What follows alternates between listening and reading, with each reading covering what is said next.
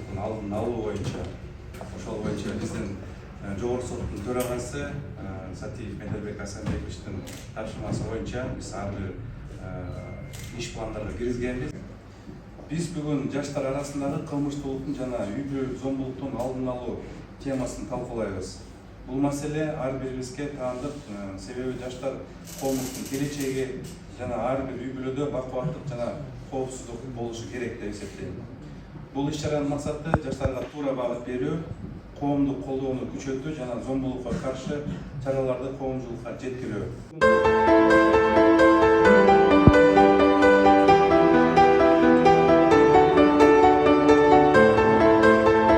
Бүгүн мен жаштар арасында кылмыштуулуктун алдын алуу темасына кыскача баяндама жасайм. Бул тема ар бирибиз үчүн маанилүү, анткени коомдун коопсуздугу жаштардын туура тарбиясына байланыштуу. Кылмыш бул эмне? Баардыгыңыздар юрфактын студентисиздер, туурабы? Жаштар арасында кылмыштуулукту алдын алуу бүгүнкү күндө коомдун эң маанилүү маселелеринин бири болуп саналат. Коомдун келечеги болгон жаштардын туура тарбияланышы, алардын мыйзамды сыйлаган, жоопкерчиликтүү жаран болуп калыптанышы ар бир мамлекет үчүн негизги багыттардын бири болуп эсептелет. Учурда жаштар арасында кылмыштуулуктун көбөйүшү бул тармакта олуттуу көйгөйлөр бар экендиги көрсөтүп турат. Жаштар арасында кылмыштуулуктун пайда болушу бир катар факторлорго токтолуп кетсек болот. Биринчиден, бул үй бүлөлүк тарбиянын жетишсиздиги, социалдык, экономикалык шарттар да таасир этет. Жумушсуздук жана мүмкүнчүлүктөрүн чектелгендиги жаштардын мыйзам бузууга түртүшү мүмкүн. Мына тышкары бүгүнкү күндө интернет жана социалдык тармактардын таасири да чоң болуп калды. Айрым учурларда жаштар зордук, зомбулукка, мүндүгөн же мыйзамга каршы аракеттерди жайылткан маалыматтарды көрүп, ошолорду туура кабыл алышы мүмкүн. Жаштар арасында кылмыштуулукту алдын алуу үчүн комплекстүү чаралар талап кылынат. Мектептерде тарбиялык иштерди күчөтүү, улуттук сабаттуулукту жогорулатуу жана психологиялыктардын ишин жакшыртуу зарыл. Жаштарга мыйзамдардын маанисин түшүндүрүү жана алардын жоопкерчилигин сезүүгө үйрөтүү керек.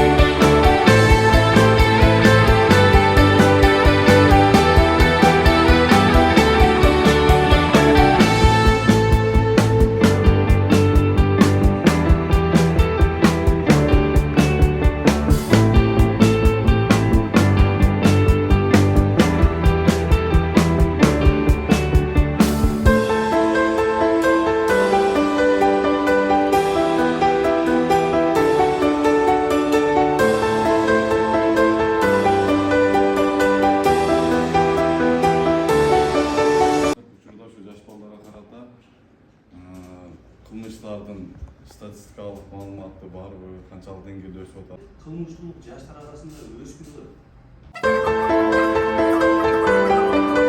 Бул жакта жалаң юрфактын студенттерби же башка факультеттер? Только юрфактын студенттер, Бизде Ошак сотуна практикага барган студенттер бар барабыздарбы?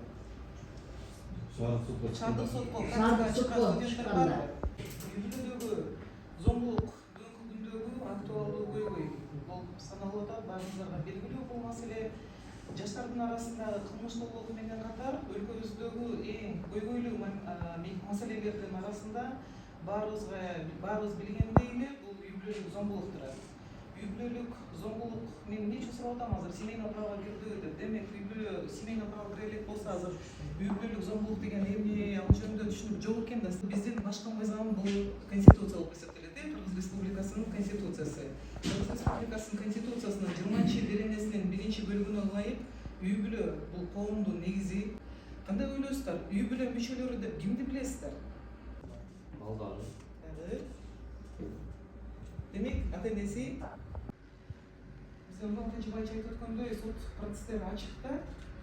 Каалаган барып ачтыңар болот. Ошондо бияктан алган теорияны практика жүзүндө барып көрөсүң.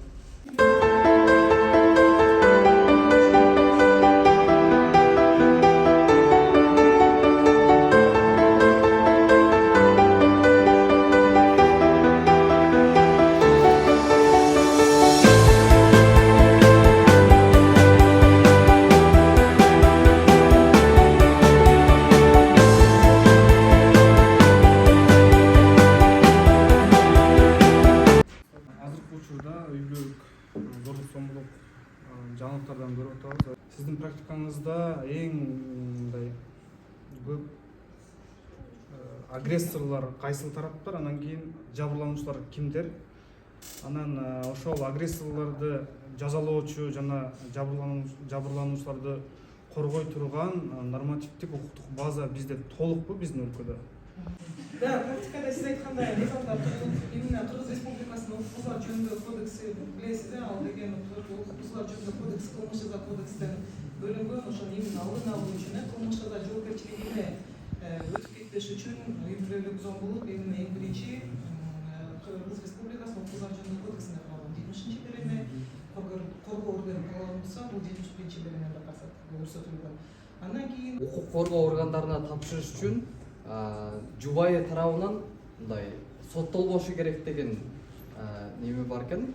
Укук коргоо органдарына кире албайт экен эгер. Сиз айтып аткан туура жакшы маселе бул дегенчи, бирок бул жерде кээ бир көрсөтүлгөн беренелер бар кылмыш жаза кодексинде. Ошол кээ бир беренелердин негизинде анын ичинде мисалга алсак коррупция беренеси менен жоопко тартылган болсо, ошол кезде кийинки келечекте боло турган жанагы сиз айтып аткан кызматтарга барыш үчүн бир тоскоолдук жаралып калыш мүмкүн. Өтө оор кылмыштар боюнча жоопко тартылгандар, анан ошондо жанагы кылмыш жаза кодексинде, кылмыш процессуалдык кодексте түшүнүк бар. Близкие родственники деген. Ошол близкий родственниктерге кимдер кирсе, ошолорго гана таасирин берет. Түшүнүктүрбү? Дагы барбы суроо? Мен сурамдыгындагыча жогоруда Нурлан Тажибаевич айтып кетти. Жаштардын арасында кылмыштарды азайтуу үчүн сүйлөшүүлөрдү жүргүзүш керек депчи. А вот семейный кылмыштарды, үй бүлөлүк кылмыштарды азайтуу үчүн укук коргоо органдары тарабынан кандай алдын алуу иш-чаралары же болбосо кандай аракеттер жүргүзүлөт? А экинчи суроом болсо, ошол кылмышка сразу чара көрүлүп биз алдын алуу деп эсептесек болобу? сөзсүз түрдө сыртты сактай турган бул милиция кызматкерлери, биздин Кыргыз милициясы. Ар бир аймакта участкалык инспекторлор болот. Алуу эмне иш-аракет жүргүзүшүбүз керек? Анан баардыгыбыз ойлоп келебиз да, бизде укук коргоо органдары бар, алар гана жүргүзүш керек депчи. Алтын Аскарбеков айткандай, комитеттин башчылары гана жүргүзүш керек деп ойлойт экенбиз. Жок, кылмыштуулуктун алдын алуу мына сиздердин колуңуздарда турат. Кызматтык кылмыштар же болбосо башка кылмыштар боюнча деле, наркотик, баардык кылмыштар боюнча деле сиздер деле жардам берсеңиздер болот. Ар бир студент ушул өзүңөрдүн кесипти тандап атканда бир жакшы кыялданасыңар да, туурабы балдар? Мен келечекте ушундай кызматты ээлесем, мен келечекте, например, МВД сотрудник болом деген барбы студенттер араңарда? Колуңа көтөргөнчү. Милиция кызматкерине. Милиция кызматкерлери. Милиция кызматкери болом дегендер кол көтөрсүңөр. Жакшы. Прокурор болом дегендер барбы? Именно прокурор болом дегендер. Бул кыялдар, Кыялдаш керек, балдар. Айтыш керек. А эми сот болом дегендер барбы араңарда? Тутумун жөнүндө айтып коеюн, мына бүгүнкү кезде негизи акыркы бул милиция сотрудниги, бул негизи кылып аткан мамлекетте баарыбыздын эле ишибиз, аракетибиз бир. Бул адамдардын укугун коргоо. Бул ошол жана милиция сотрудниктери, прокуратура, сот баардыгыбыз бир эле ишти алып барабыз. Бирок эң жыйынтык чыгаруучу бул сот тутуму болуп эсептелет да. Сотко иштейм деген араңарда балдар болсо, биздин эшик ачык. Силер окуудан кийин да келип стажировка өтсөңөр болот. Практика өтсөңөр болот. Ошол себептен мына көрдүңөрбү, ушул бир эле ынтымак келечекти түзүп коет да. Силердин үй бүлөдөгү эле ынтымак. Ушу сыйдар эле качтыгаруу болду. үй бүлөңөр ажырашат, үй бүлөңөр ажырашса балдарыңар кылмыштуулукка барат. Балдарыңар кылмыштуулук болсо анын келечеги да жок, анын да кийинки кура турган үй бүлөсү да жок уже. Ушул жерде мына силер жолун жаап коесуңар. Силердин дагы тукумуңардын, укуңардын жолун өзүңөр эле жаап коесуңар да. Ошол себептен балдар ойлонуп, бүгүнкү күндөн баштап мындай жакшы кадам менен эми буну биз эле эмес, ата энеңер да айтат, биздин коом айтат, мугалимдериңер айтат баардыгычы. Бирок ошону кичине болсо да эске тутуп, мындай аракет кылсаңар келечек силердики болот. Азыр телеграмдан чыгат, мынча акча табасыңбы? Силер ойлойсуңар, ата энеме жардам берем же өзүмчө башка нерсе кылам деп туруп, ага бара коесуң, билинбей калат. Жок, билинбейт эмес. Бүгүнкү күндө бизде деген техника өтө өнүккөн. Силер бат эле таап коет, ал оп-оңой нерсе. Бат эле антта, бат эле таап туруп, бат эле жоопко тартып коебуз. Дагы бир көйгөйдүү маселе, азыр жанагы дин жолунда болгон балдар бар, иман жакшы нерсе балдар. Бирок ошону дагы туура тандагыла да.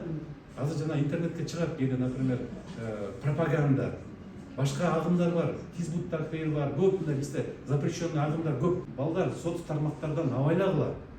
Жөн эле жерден билбеген маалыматтар болсо, лайкты басып же комментарий жазбагыла. Балдагы кылмыш жазат, жоопкерчилиги бар. Ош облустук соттон, шаардык соттон келип кызматкерлер жакшы бизге иш-чарада соңдун кеп кеңештерин айтты. Сиздер билбеген көп нерселерди үйрөндүңөр деген ойдомун. Жакшы, пайдалуу нерселерди алдык. Мындайча айтканда, биз кылмыш болбош үчүн, кылмышты алдын алыш үчүн баарыбыз аракет кылышыбыз керек экен. Үй бүлөбүз менен, тууган уругубуз менен бири-бирибизге таасир этет экен кылмыш болсо. Вот ошон үчүн биздин бүгүнкү конокторубузга чоң рахмат айтабыз.